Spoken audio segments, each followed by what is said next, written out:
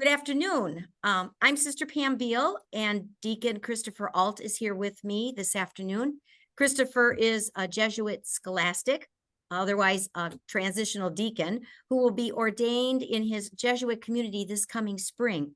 He is currently living in Berkeley, California, finishing up an STL degree in Christian spirituality at Santa Clara University's Jesuit School of Theology. Christopher is also doing some parish ministry at St. Benedict Church in Oakland, which includes helping with preaching and singing in the choir for the liturgies, along with some catechesis and faith formation. I've invited Christopher to join me for this interview today so we can hear his vocation story and learn a little bit more about what it means to become a Jesuit priest and how the life of a religious order priest compares to the life of a diocesan priest. So welcome, Christopher. And I'm wondering if we can begin with you just sharing with our audience a little bit about yourself. How did you grow up? Where did you grow up? What was your family life like? And what did you want to be when you grew up? Sure. Yeah. Well, first of all, thanks for being here. Yeah, it's great to reconnect with you, sister, and to be able to share a little bit of my story with your listeners. So, yeah, Thank I grew up right there in the Diocese of Green Bay in Oshkosh, Wisconsin, Wow. and I have my parents, Ed and Mary, and then two older sisters. Yeah, my dad's side it was German Catholic. On my mother's side it was Irish Catholic with a little bit of Norwegian Protestantism in there, and but we very kind of regular, everyday, uh, devoted, practicing Catholic family. So I was thinking about really I've never been outside of Catholic education right from the beginning in preschool through now I'm on my third master's degree. It's been at Catholic Wow. university, so very much shaped by um, the Absolutely. intellectual tradition, but also, of course, the weekly worship. And right there, predominantly in Oshkosh, very important for me was when I was going to the parishes there. So growing up, I went to the Newman Center at the University of Wisconsin Oshkosh. Was there for quite a long time with my family, and then um, also now at St. Rayfield's. Right when I come back, I go there, and so there were some really great models of ministry and service in the church, including sisters. My very first spiritual director was Sister Anne Marie Loam. And so, yeah, very fond memories of being in Oshkosh and growing up there. So, yeah, what did I want to be when I grew up? I mean, very briefly, I wanted at one point I wanted to grow up and own hotels, and then I don't know where that idea came from, but and then there was another idea of as being a singer and a little bit of a musician. I maybe wanted to pursue a career in the arts or in singing or in music, but really my vocation to the priesthood started very early. I remember going to the Newman Center, going there at Sacred Heart at the time when I was in middle school or in elementary school rather, and realizing that whatever was happening on Sunday morning, I wanted to be a part of. It was just a great place. It was a happy place for me to be. Great celebrations. And so really, I mean, I remember when I was 7 years old, I asked for a lectionary. So I wanted to be a priest even as a kid. Yeah. And so that really never went away. And so as we go through this interview, I'll maybe share a little bit more Okay. about that. But that began very early for me. So the hotel work got put in the background for Yeah, priesthood. another life, maybe. Yeah. Yes. So you have a bachelor's degree in theological and religious studies from the University of San Diego, a master's of divinity degree from Boston College, and then now you're working on another master's degree. How would you say your education played a role in discerning your vocation to the priesthood? Sure. I think the education really came second. I mean, first it was just kind of big life existential questions. I mean, I think there were some growing up, those questions kind of came online I feel like rather early for me, or maybe not. I don't know. Other people can weigh in on this, but I think there were some early experiences in my life that uh, made me think about um, kind of some of those big questions. Of course, I was articulating them at whatever developmental level I was at the time, but I had those questions and I was a seeker. And so I wanted to continue with that. And so I think that was one of the reasons why I liked going to church, is because through the preaching and the music, I mean, I was very attentive to what the words were that we were singing.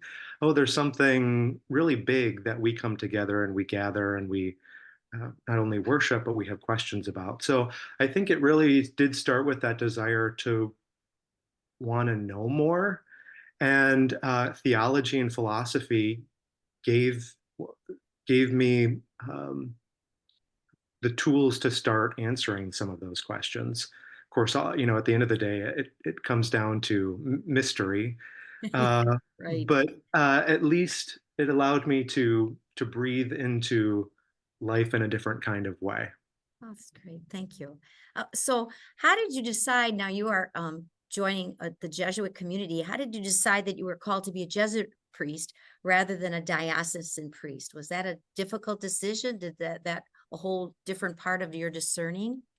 Yeah, yes and no. It depended on Ah, probably the time in my life. But again, growing up, most of the models for priesthood that I had were diocesan. I didn't really know much about Franciscan priesthood or Dominican priesthood. Certainly, I knew about these in religion class, but there wasn't really a whole lot there for me to grasp onto. And so, really, it was the model of the diocesan priest. And as I said, there were some wonderful, wonderful diocesan priests who were there. Um, and so, in my mind, that kind of took up a lot of my religious imagination. And so I thought, yeah, let's do that. So probably when if you had asked me at 7 years old, or maybe a little older, what I was going to do, I think I would have said at 18 I was going to go and join the seminary. Well, life happens, and I didn't do that. Um, but I was always able to find a way to keep my one foot with that question very active and open, pursuing it again through my studies, and then I was about 26 years old and I went to graduate school at Boston College, and that's a Jesuit institution. And so um, there was a proximity that I had never had before. So I was being taught by the Jesuits. I was in a cohort with Jesuits, so they were my peers. And how these things work out, you find yourself attracted to this particular way of life. It was a wonderful group of guys. They were able to share. You could have a good conversation with them, a real conversation with them. You could laugh with them. They were also had this wonderful kind of self-awareness. By that I mean, so if you ask Pope Francis what is a Jesuit, someone who knows that they're a loved sinner. So they knew that they were deeply flawed, that there were areas of brokenness within them, and yet there was a joy and a desire to share the good news and to help people um, get into relationship with Jesus. And so that was really kind of well, maybe my um, there's other ways of going about this. And diocesan priesthood is a wonderful way of life, as we said, but there's also challenges and religious orders, but also in diocesan and unique joys as well with that. It's a so if difficult life, yeah. But if mhm, someone said to you, like, what would, if they were discerning, what would be how would you describe the biggest difference between, say, a diocesan priest and sure, a religious order priest? yeah. I mean, the probably the easiest, most obvious thing is that geographically, I guess, is one way to kind of answer that. Is diocesan usually you are linked to the diocese, and you won't really do ministry outside of that. Religious order, maybe one way of looking at it is kind of diocesan is really focused on the local community, and religious order, because most of them are international, there's a whole variety of different things. So it's more outward looking, I guess, is maybe one way to look at that. The other thing that was really attractive to me about the Society of Jesus is sometimes a shorthand version of this is kind of priest and something else. So they were priests, but they were also doctors and lawyers, and they were artists. And for example, like I went back to school and I became a social worker. So now I'm a clinical social worker. My next mission will probably be some kind of hybrid model of ministry, of being in a parish. So kind of that returning to my first love, to Mhm. doing parish work, but I'm also going to be able to work in a hospital or do private practice. So all different kinds of ways of helping people. That's great. And community living, is that part Exactly. of your Yes, Jesuit? exactly. Exactly. Yeah. So in that way, thanks for bringing that up too. Obviously, that's a huge part of it. I've been blessed with really great friendships over the years. And so that was another thing of saying, I think married life is wonderful. It's beautiful.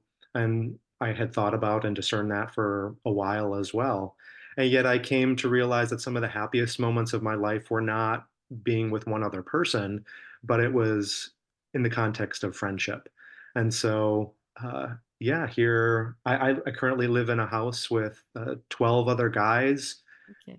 Three are from Africa, three are from Asia, a couple guys from the East Coast, others from here on the West Coast where I currently am. So it's this wonderful diversity. That's great. So in your process of discernment, your years of formation, who would you say are the people that have been your greatest support in all of that? Family, friends, uh, uh, yeah. My parents, I know some it's not everybody's story, but my parents were very supportive of that. Family was very supportive of that.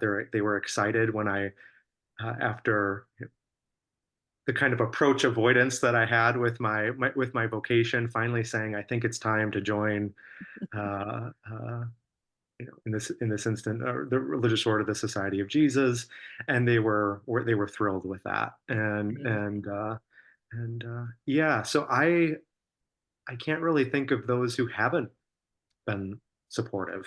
That's really a grace as well to be Yeah, surrounded by people who support you all the way in what you're doing. That's great. So this year, Christopher, my community of Franciscan Sisters, a Christian charity, decided to do a monthly Zoom interview with people that we feel are rebuilding Christ Church today, as we know that that was the call that Francis received from the Lord. So how do you see your call to the priesthood as rebuilding Christ Church today? one of the core images that I have of Jesus is him as healer and as reconciler. Mm. And so I think I pay attention to that, and I ask Jesus in prayer to help me rebuild in those particular ways. As we all know, I mean, that we live in a world that, whether it's true or not, feels like it's polarized, feel like we're kind of fracturing and rupturing at different levels. Uh, so I think that's a primary mission of the Society of Jesus, and that was one of the reasons also why I was attracted to it, is this alignment of values around the world is hurting and in need and hungering and thirsting. Uh, and so this, to use Pope Francis's image around the church as a field hospital, that that resonates with me very much. And so as much as I can be of service to that, I'm happy to do it. Um, if nothing else, not to contribute to the further kind of radical disagreements and um, polarization and pulling apart. And I think your work as a clinical social worker also will, do exactly what you're Sure. you're saying, your goal there. That's Sure. great. Yeah. We're just and such a need in the world as well to be healing and just to be present to others who are Sure. hurting. So Hmm. so what would you say before we end today, like what advice would you give people, who are discerning God's call for them, both, women who are looking at religious life, men who are looking at priesthood or brotherhood, what advice would you give them as far as they walk through that time of answering God's call and knowing what God is calling them to do? Sure. One is to continue the conversation. So, I mean, uh, probably when I was going through Well, I know for sure. Going through the discernment, I would be searching for interviews like this, just Wow. wanting to find other conversation partners. So finding spiritual directors, going to you know, other religious folk, sisters, brothers, just continuing to reach out to people who can help you discern. A couple of other things, I guess I would say, is some of the questions that have been important for me throughout the years is someone once put it to me, how can I love the most the best? So that kind of helped me discern what the vocation might be. Another was, uh, what are my deepest desires? Uh, um, that is the spirit speaking to me through those desires. Of course, also part of that is getting rid of all the other things that kind of can distract me from that. But deep down, I think that's the idea. A couple of final things around the obstacles for me. Everybody's story is different, Mhm. but I would say I fell into the trap of what if. And I think I was constantly, what if, what if? Well, what if I join the society and it doesn't work out? Or what if I join the society and really I should have been married?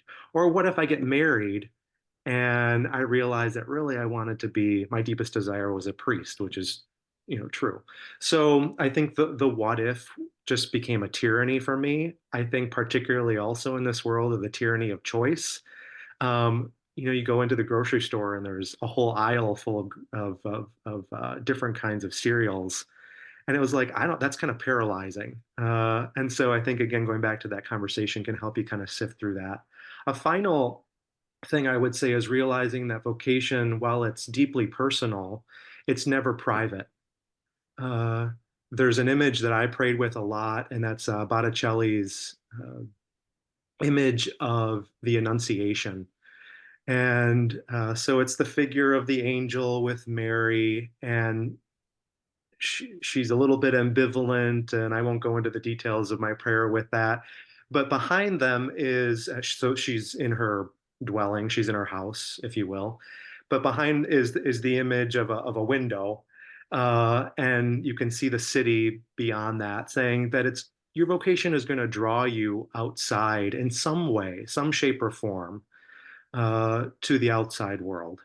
And so that faith is going to have to meet justice. That faith is going to have to be concerned with what's going on, 3, 6, 9 countries over.